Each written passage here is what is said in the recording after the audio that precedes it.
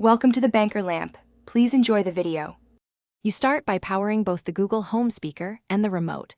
You want solid LEDs before moving on.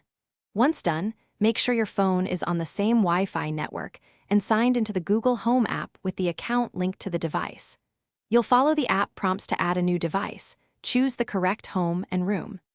This first stage prevents pairing errors, so double-check network name and sign in details before proceeding to pairing. You tap Add, then set up device and choose New Device.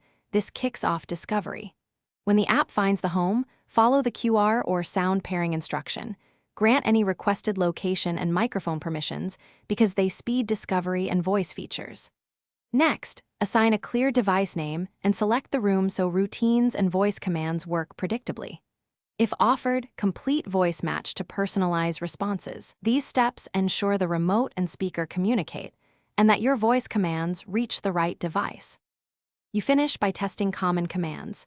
Adjust volume, play or pause media, and invoke device routines to confirm the remote controls everything. If something fails, first restart the app and router, then retry pairing. Make sure batteries are charged and firmware is up to date.